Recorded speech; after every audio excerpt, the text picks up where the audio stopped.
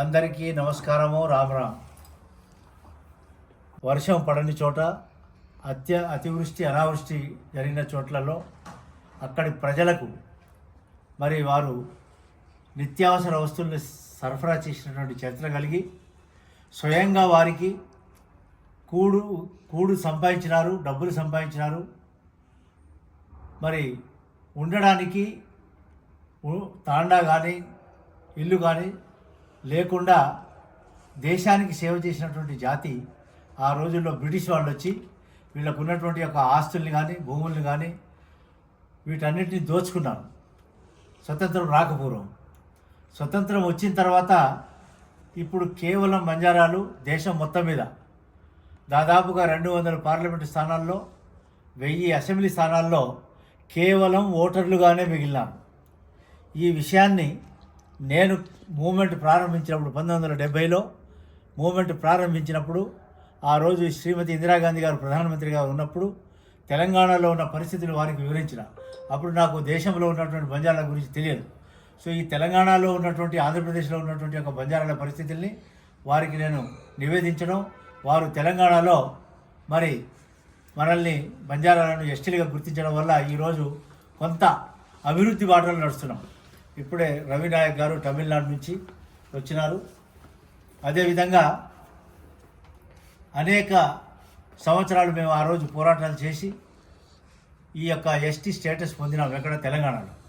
అదేవిధంగా ఆంధ్రలో అంతకుముందు నుంచే ఉన్నా కూడా ఇప్పుడు ఆంధ్రలో ఈ రోజు వరకు ఎలాంటి సౌకర్యాలు వాళ్ళకు లభించడం లేదు. కానీ తెలంగాణలో మాత్రం లంబాడీలకు కొంత మెరుగ్గా కార్యక్రమాలు అవకాశాలు వచ్చినాయి. ఇది కేవలం శ్రీమతి ఇందిరాగాంధీ గారి పరిపాలనలో జరిగింది. ఆ రోజుల్లో దేశంలో 2 ముఖ్యమంత్రులు 4 టర్మ్స్ ఉన్నారు. అదేవిధంగా కర్ణాటక రాష్ట్రానికి కేటీ రాఠోడ్ గారు పిసిసి ప్రెసిడెంట్గా ఉన్నారు. ఆ రోజుల్లో 3 రాజ్యసభలో మెంబర్లుగా ఉన్నారు. అదేవిధంగా లోకసభలో 6 ఉన్నారు నాతో సహా. మరి అటువంటిది ఈరోజు వచ్చేసరికి మరి కేవలం ఒకే ఒక ఎంపీ కాంగ్రెస్ నుంచి బలరాం నాయక్ గారు తప్ప ఇక ఇక్కడ ఎటువంటి అవకాశాలు లభించలే. సో ఈ అన్ని పరిస్థితుల్ని ఆకలింపు చేసుకోవడానికి బంజారాలు ఏం కోల్పోయినారు, బంజారాలకు ఇప్పుడు ఏమి కావాలనే విషయంలో మేము ఢిల్లీ ఆవో బంజారా బజావ్ నగరా కార్యక్రమం తీసుకున్నాం. ఈ కార్యక్రమాన్ని ఇక్కడి యొక్క మా ముఖ్య నాయకులైనటువంటి ఇప్పుడు ఇంతకుముందు నేను పేరు తీసుకున్నటువంటి నాయకులు వారి సలహా సహకారాలతో దాన్ని దిగ్విజయం చేసుకొని నేను ఢిల్లీలో ఉండిపోయి అన్ని రాష్ట్రాల బంజారాల ప్రతినిధులను కలవడం జరిగింది. అన్ని రాష్ట్రాల ప్రతినిధులను కలిసి ప్రతి రాష్ట్రంలో కూడా ఇదే విధంగా ఆవో బంజారా బజావ్ నగరా కార్యక్రమాన్ని టేకప్ చేస్తున్నాం. ఎందుకు అంటే బంజారాలు చరిత్రను కోల్పోయినారు, వారి యొక్క ఇతిహాసాన్ని కోల్పోయారు, వారి ఆస్తుల్ని కోల్పోయారు, వారి మీద హరాస్మెంట్ జరిగింది. చివరకు బ్రిటిష్ వాళ్ళను క్రిమినల్ ట్రైబ్స్గా డిక్లేర్ చేసి మరి గెంటి వేసినటువంటి పరిస్థితుల నుంచి మరి మేము ఈరోజు అన్ని ఆకలింపు చేసుకొని మరి స్వతంత్రం వచ్చిన తర్వాత వీళ్ళకి ఏదైనా మేలు జరిగిందా అంటే కూడా ఎలాంటి మేలు జరగలేదు. ఒక తెలంగాణ, ఆంధ్రప్రదేశ్, కర్ణాటకలో అక్కడక్కడ, మహారాష్ట్రలో అక్కడక్కడ అప్పుడు జరిగింది. కానీ ఇప్పుడు అంత మాత్రం కూడా లేకుండా పోయింది. దాన్ని స్టడీ చేయడానికి మేము గత 4 రోజులుగా ఈ కార్యక్రమాన్ని దిగ్విజయంగా చేసుకొని ఈరోజు ఇక్కడ వచ్చి మేము ఈ కార్యక్రమం రేపు వచ్చే మరి సంవత్సరంలో, కొత్త సంవత్సరంలో మా యొక్క జాబ్ క్యాలెండర్ లెక్క మా యొక్క కార్యక్రమాల క్యాలెండర్ని మేము అనౌన్స్ చేయాలి, ఇది ప్రజలకు తెలియజేయాలని చెప్పేసి ఈరోజు మిమ్మల్ని ఇక్కడ పిలవడం జరిగింది. అయితే మొట్టమొదటిగా మేము చేసేది ఏమంటే ఇక్కడ ఈరోజు ఏ రోజైతే మరి దేశంలో స్వతంత్రం వచ్చి 78 సంవత్సరాలైనా కూడా ఈరోజు కూడా తాండాలకు సరైనటువంటి మార్గాలు కానీ మరి విద్యా అవకాశాలు కానీ ఉద్యోగ అవకాశాలు కానీ మరి వీరి యొక్క హెల్త్ విషయంలో కానీ అనేక రకాలుగా మరి వాళ్ళకి జాబ్స్ లేక నిరుద్యోగం పరిస్థితులు ఉండడం వల్ల వీటన్నిటినీ మరి ఏ విధంగా మేము ప్రభుత్వం ద్వారా సాధించుకోవాలని చెప్పేసి ఈ కార్యక్రమాన్ని మేము చేపట్టినాం.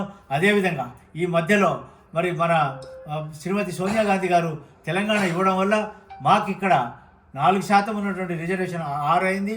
6% ఉన్నటువంటి రిజర్వేషన్ ఈరోజు 10% పెంచిందంటే అది కేవలం ఇక్కడ సెపరేట్ తెలంగాణ కావడం వల్ల మాకు ఈ అవకాశం వచ్చింది. అంటే నేను ఎందుకు ఈ విషయం చెప్తున్నానంటే తెలంగాణ బంజారాను రోల్ మోడల్గా దేశానికి చూపించి దేశంలో కూడా తెలంగాణలో ఏ విధమైతే అభివృద్ధి పదంలో మేము నడుస్తున్నామో ఇంకా అభివృద్ధి జరగలే ఇక్కడ కూడా మేము ఓటర్లుగానే ఉన్నాం. అయినా కూడా గుడ్డిలో మెల్ల అన్నట్టుగా మాకు కొంత అవకాశం ఇక్కడ వచ్చింది కాబట్టి ఇదే అవకాశాల్ని పూర్తి దేశంలో మేము చూపించి తెలంగాణ బంజారా తెలంగాణని మేము రోల్ మోడల్గా దేశానికి చూపించడానికి నగార కార్యక్రమాన్ని ఉపయోగించబోతున్నాం. దీని విషయంలో ఈ నగార కార్యక్రమం గురించి మేము ఒక రథాన్ని తయారు చేస్తున్నాం. ఇక్కడ ఆ రథం ద్వారా మేము ప్రతి స్టేట్కి వెళ్ళి మరి యొక్క ప్రచారాన్ని సాగించి ఈ మధ్యలో మన ప్రధానమంత్రి గారు మరి మహారాష్ట్రలో మన కులదైవమైనటువంటి యొక్క పౌరాదేవి దగ్గర 700 కోట్లతో ఒక నగర మందిరాన్ని వారు ప్రారంభించినారు. దీనికి నేను వారికి ధన్యవాదాలు తెలియజేస్తూ, మోదీ గారు మాకు నగారా ఇచ్చినారు. ఎందుకు ఇచ్చినారంటే మీరు నగారా మోగించి మా కళ్ళు చెవులు తెరిపించాలని చెప్పేసి ఈ రాష్ట్రాల యొక్క ముఖ్యమంత్రులు గవర్నర్ల కళ్ళు తెరిపించి మీ అభివృద్ధికి కావాల్సిన విషయాలు మీరు చెప్పుకోండి అని చెప్పేసి మరి మోదీ గారు ఏదైతే నగారాన్ని ఇచ్చినారో అదే నగారాన్ని మోగించడానికి ఈ కార్యక్రమాన్ని చేపట్టాం. కాబట్టి దేశంలో ఉన్నటువంటి ప్రతి బంజారా 200 పార్లమెంటు స్థానాల్లో మేము ఏ పార్టీకి సపోర్ట్ చేసినా ఆ పార్టీకి మద్దతుతో వాళ్ళు అక్కడ ప్రభుత్వాలు ఏర్పడుతున్నాయి. అదే రకంగా 1000 అసెంబ్లీ స్థానాల్లో, ఉదాహరణకి తెలంగాణలో మరి 17 పార్లమెంటు స్థానాల్లో దాదాపుగా 11 స్థానాల్లో అత్యధికమైనటువంటి సింగిల్ కమ్యూనిటీ మెజార్టీ ఉన్నటువంటి యొక్క తెలంగాణలో, అదే రకంగా 119 అసెంబ్లీ స్థానాల్లో 70 స్థానాల్లో బంజారాలు అత్యధికమైనటువంటి మెజారిటీలో ఉన్నారు. కాబట్టి మరి మన ఇక్కడ గౌరవ ముఖ్యమంత్రికి నేను ధన్యవాదాలు తెలియజేస్తున్నాను రేవంత్ రెడ్డి గారికి. వారు ఎలక్షన్లు అయిన తర్వాత వారు కరెక్ట్గా నిజంగా వారు నిజాయితీతో వారి మనసులో ఉన్న మాటను బయటపెట్టినారు. అదేమంటే ఇక్కడ తెలంగాణలో బంజారాలు లంబాడీలు మాకు మన కాంగ్రెస్కి వన్ సైడ్ ఓటేసినందుకు ఇక్కడ మేము ప్రభుత్వాన్ని ఏర్పాటు చేసినామని కూడా మరి వారు చెప్పినందుకు నేను వారికి ధన్యవాదాలు తెలియజేస్తున్నాం. అదే రకంగా మరి ఓడిపోయినటువంటి బీఆర్ఎస్ లీడర్లు మరి లంబాడీలు ఈసారి మాకు ఓటు అయినందుకు మేము ఓడిపోయినామని కూడా వాళ్ళు ఒప్పుకున్నారు. అంటే లంబాడీల యొక్క ఓట్లతో ఎంత ఎఫెక్ట్ జరిగిందో దీన్ని రేవంత్ రెడ్డి గారు నిజంగా వారు ఇప్పుడు 10% రిజర్వేషన్లు కూడా ఇంప్లిమెంట్ చేస్తూ బంజారాలను ముందుకు తీసుకెళ్లాలని చెప్పేసి మరి వారు మా యొక్క మూమెంట్ను కూడా మద్దతు ఇస్తారని చెప్పేసి కూడా మేము తెలంగాణను రోల్ మోడల్గా దేశానికి తీసుకెళ్ళి దేశంలోనే అసలు బంజారాలు ఏంటిది, వాళ్ళ చరిత్ర ఏంటిది, వాళ్ళు చేసినటువంటి త్యాగం ఏంటిది, దీన్ని ప్రజల్లో తీసుకెళ్ళి మేము రేపు వచ్చే కాలంలో దేశం మొత్తం మీద తెలంగాణ బంజారాలను రోల్ మోడల్గా తీసుకెళ్తున్నామని చెప్పేసి తెలియజేస్తూ ఈసారి నేను మరి ఈ కార్యక్రమాలు రథము తయారు చేయడం. రెండవది ఇక్కడ సేవాలాల్ జయంతిని ఈ బంజారా భారత్ ద్వారా రథం తయారు చేస్తాము. అదే రకంగా బంజారా భారత్ ద్వారా సేవాలాల్ యొక్క మరి జయంతిని జరుపుతాము. అదే రకంగా విపి నాయక్ గారి జయంతిని, ఠాణు నాయక్ గారి జయంతిని, అదే రకంగా లక్కీషా బంజారా గారి జయంతిని మేము ఇక్కడ జరపబోతున్నాం. కాబట్టి ఈ యొక్క కార్యక్రమాలు అదే కాకుండా ఈ తెలంగాణ నుంచి ఆంధ్ర ప్రాంతంలో నాగార్జున సాగర్ 2 రాష్ట్రాలకు సంబంధించింది. ఆ సాగర్ కట్టేటప్పుడు అత్యధికంగా లంబాడీలు, అంటే అన్ని కులాల వాళ్ళు ఉన్నారు, కానీ అందులో అత్యధికులు లంబాడీలు సాగర్ కన్స్ట్రక్షన్ చేయడానికి వాళ్ళు కన్స్ట్రక్షన్లో కూలీలుగా పనిచేసినారు, ఇంజనీర్లుగా పనిచేసినారు. కానీ దాని కింద లంబాడీలను అక్కడి నుంచి డిస్ప్లేస్మెంట్ అయిన తర్వాత వాళ్ళకి సౌకర్యం రాలేదు.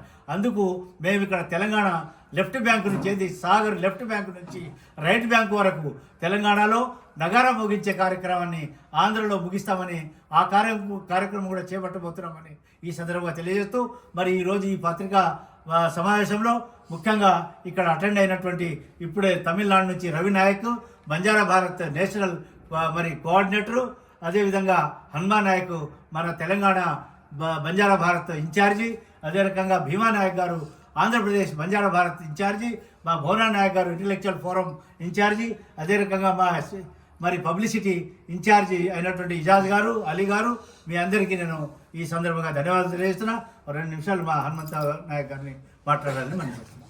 బషీర్బాగ్ ప్రెస్ క్లబ్లో పెట్టుకుంటున్నటువంటి ఈ ప్రెస్ మీట్కి ముఖ్య అతిథి గిరిజన గాంధీ ఎక్స్ మినిస్టర్ రవీంద్ర నాయక్ గారు, అదేవిధంగా భువన నాయక్ గారు, అదేవిధంగా భీమా నాయక్ గారు, అదేవిధంగా తమిళనాడు నుంచి రవి నాయక్ గారు, మరి మిత్రులు అందరికీ పేరు పేరున కృతజ్ఞతలు తెలియజేస్తా ఉన్నాను.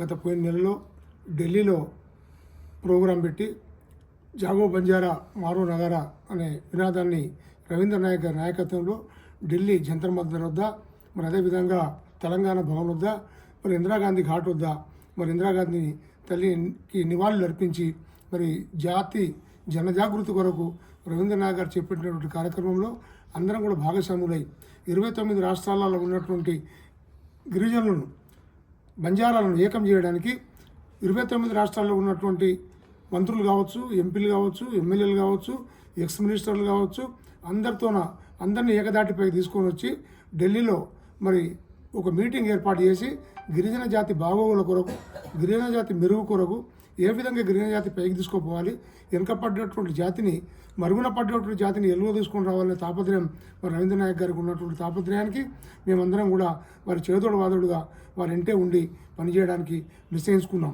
ఎందుకంటే గతంలో వారు ఉన్నప్పుడు 50 సంవత్సరాల క్రితం ఇందిరాగాంధీతో పోరాటం చేసి మా గిరిజన జాతిని మరి గిరిజన జాతిలో షెడ్యూల్లో కలిపి మరి ఆ రిజర్వేషన్లు తీసుకొచ్చినటువంటి మా గొప్ప నాయకుడు రవీంద్ర నాయక్ గారు మరి మా గిరిజన గాంధీ ముందు బిడ్డ, గిరిజన బిడ్డ, మరి వారి అడుగుజాడల్లో పనిచేయడానికి మేమంతా కూడా అన్ని రాష్ట్రాల నుంచి యూత్ అందరూ కూడా కంకణబద్దులై మన జాతి మెరుగు కొరకు, జాతి బాగోగుల కొరకు పనిచేస్తున్నాడు. కాబట్టి వారు ఎన్నంటే ఉండి ప్రోత్సహించడానికి, అన్ని పనులు చేయడానికి సిద్ధంగా ఉన్నాం. ఇప్పుడు పెద్దలు చెప్పినట్టు గిరిజన జాతి మరుగున పడ్డది, గిరిజనుల ఓటు అవసరం, గిరిజనులకు సీట్ అవసరం లేదు. ఇప్పుడు వారు చెప్పినట్టు 200 పార్లమెంట్ల సీట్లలో అత్యంగా గిరిజన జనాభా ఉంది, 1000 అసెంబ్లీ స్థానాల్లో గిరిజన జనాభా ఉంది. మా ఓటుతోన సీట్లు ఎక్కుతున్నారు తప్ప మరి మా బాగోగులు పట్టించుకున్న పాపన పోలేదు ఎవరు కూడా. కాబట్టి ఇప్పుడు మరి రేవంత్ రెడ్డి గారు సపోర్ట్ చేస్తారని మరి మా నాయకులు రవీంద్ర నాయక్ గారు చెప్తున్నారు. కాబట్టి అదేవిధంగా మన ముఖ్యమంత్రి గారు మధ్యమడుగులో సంత్ సేవలాల్ మహారాజ్ విగ్రహాన్ని పెద్ద ఎత్తున పెట్టి శ్రీశైలం పోయే రహదారిలో మరి సేవలాల్ మహారాజ్ విగ్రహాన్ని పెట్టి అటు నుంచి పెద్ద ప్రోగ్రాం చేయాలని మరి నిర్ణయించుకొని ముఖ్యమంత్రి గారు చెప్పి ఉన్నారు. మరి దాన్ని మా రవీంద్ర నాయక్ గారు ఇప్పుడే మాకు యాద్ చేశారు. సంత్ సేవలాల్ మహారాజ్ విగ్రహం మరి మధ్యమడుగులో ముఖ్యమంత్రి గారు ప్రకటించారు. కాబట్టి జాతి కొరకు పనిచేసినటువంటి నాయకుడు సేవలాల్ వారసులమే మేమంతా. సేవలాల్ కొరకు నివాళులు అర్పించడానికి పెద్ద ఎత్తున బాగుంటుందని చెప్పి ఆలోచన మేరకు పనిచేస్తా ఉన్నాం. మరి రవీంద్ర నాయక్ గారు ఏ కార్యక్రమం తీసుకున్నా ఎన్నవేళ వారి వెన్నంటే ఉండి జాతి కొరకు పనిచేయడానికి సిద్ధంగా ఉన్నాం.